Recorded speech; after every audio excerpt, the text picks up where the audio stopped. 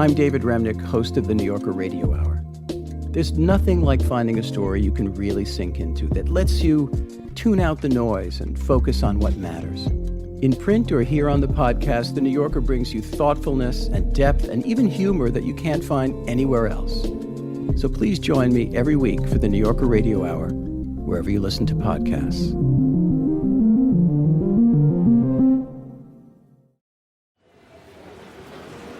My name is Aphiwe. I'm 19 years old. I'm working here in a shop. Aphiwe works at a shopping mall called The Workshop. It's in Durban, a city along South Africa's east coast. The mall is big. It has about 90 stores, but you won't find Aphiwe working inside any of them. Her job is in a room most shoppers never get to see. Behind an unmarked door, Aphiwe sorts through all of the mall's waste. She separates paper from plastic, cardboard from aluminium.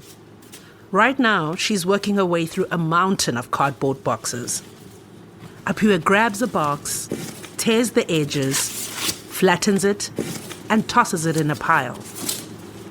I'm taking the box, put it in the bundle. The bundle is ready to be sold to a recycling center when it's about 5 foot high. That's almost as tall as she is.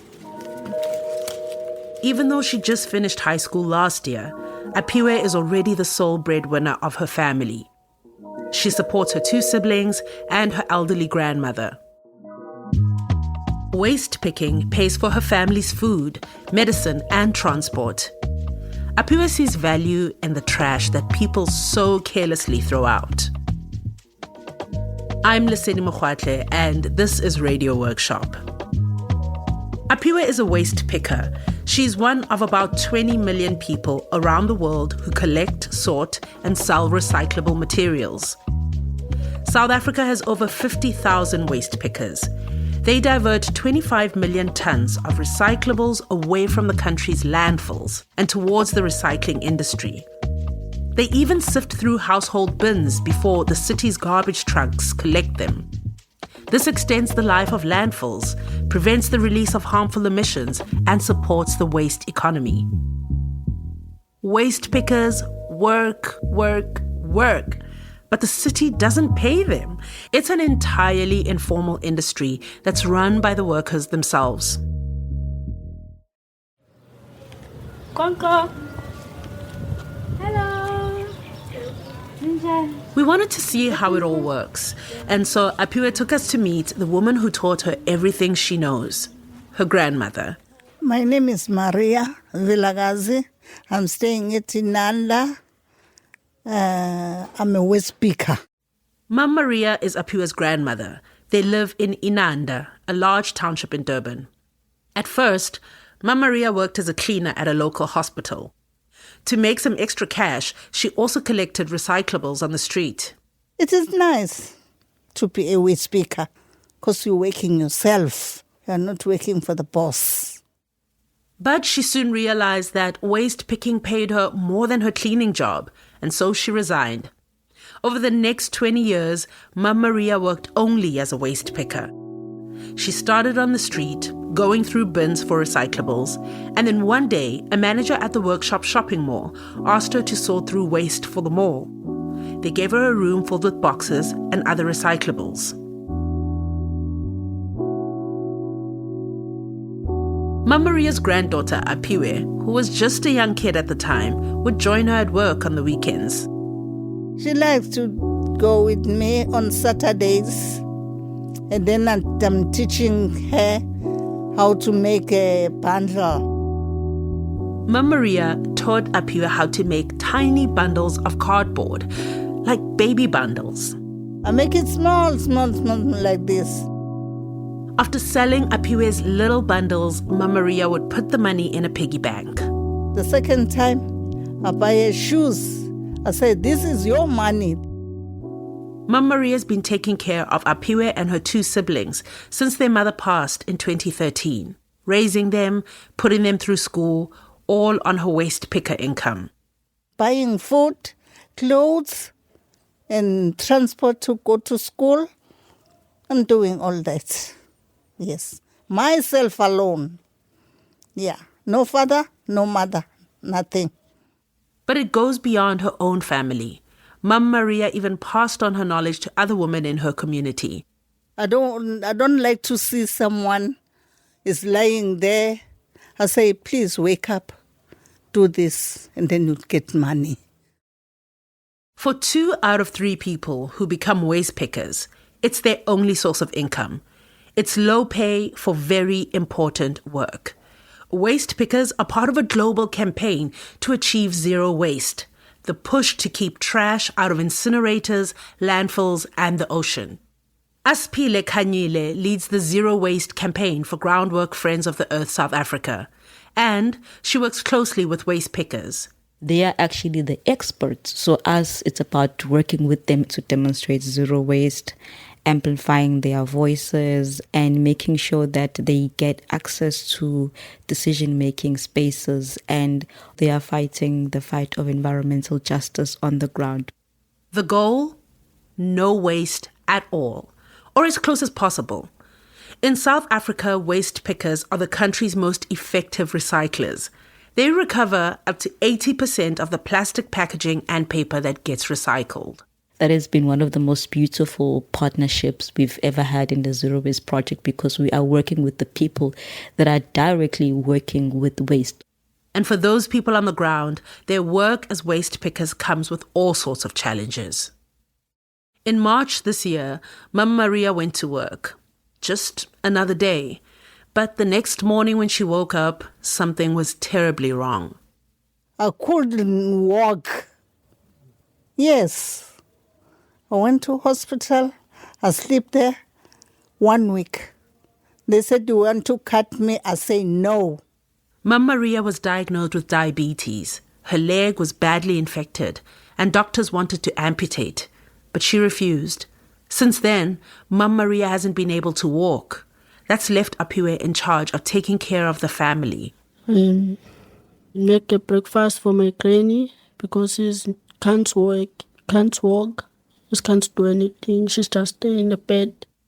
Aphiwe struggled to explain in English how this makes her feel, so she switched to her mother tongue, isiZulu. We asked Aphiwe from Groundwork to translate for us. Ekhaya, imina.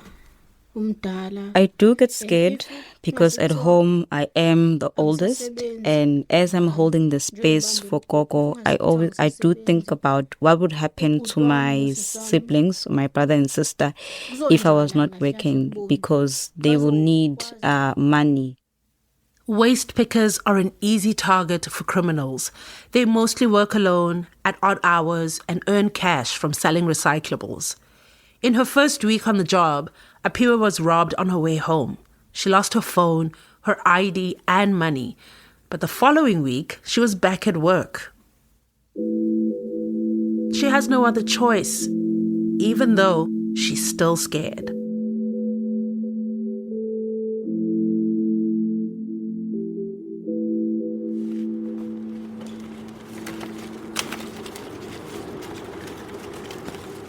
At work, Aphiwe wears her granny's old clothes. A green shirt, green apron, gloves. Mum Maria's boots don't fit, so Aphiwe wears her own shoes. Each week, she handles about 500 kilograms of waste. Waste that would have ended up clogging drains and filling landfills. Aphiwe sells what she collects to recycling centers. She earns about 500 Rand a week. That's less than $30. But there's no fixed price, and so she negotiates. Aphiwe from Groundwork says many waste pickers get ripped off. So some buyers have favorable cost and some buyers don't. And in some instances, you find that waste pickers do a lot more than what they're earning. And sometimes you find that they actually provide even a free service and they're not paid for. The work of waste pickers is essential in South Africa. They are the backbone of the recycling industry, and they're environmental champions. Yet their work goes largely unnoticed and unappreciated. So what would happen if waste pickers stopped working? Oh, wow, that would be a problem. We would see uncollected waste lying around. When it's going to rain, that'll be even worse because waste does block the drains, and as a result, that increases flooding. And I don't want to even mention the impact of flooding on its own, but also you would have the smell. This one is a Puma box for the sneakers. Aphiwe picks up another box, pauses. What was this? A shoebox? Headphones? Maybe it's for the clothes. Well, now it's her next income. She breaks the edges, flattens it, adds it to the pile. By keeping recyclables out of landfills, waste pickers help us do less harm. They also save the government money. The Council for Scientific and Industrial Research says municipalities save between 300 to 750 million rand on landfill costs. That's about $40 million US, all thanks to waste pickers like Aphiwe.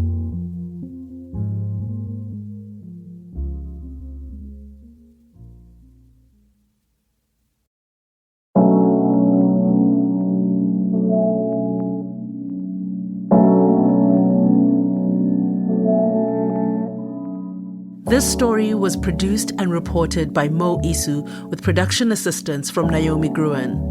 This episode was edited by me, Lesedi Mokgwatle, with help from Sarah K. Kramer and Darshan Moodley. Special thanks to Asipile Kanyile and Groundwork Friends of the Earth South Africa. Original music by Kamani Sambu at Edible Audio in Cape Town. Sound engineering by Mo Isu, Joe Jackson, and Mike Rayfeld. Joe Jackson is our managing producer. Mike Rayfeld is our executive producer. Vuyo Litsege is our executive director.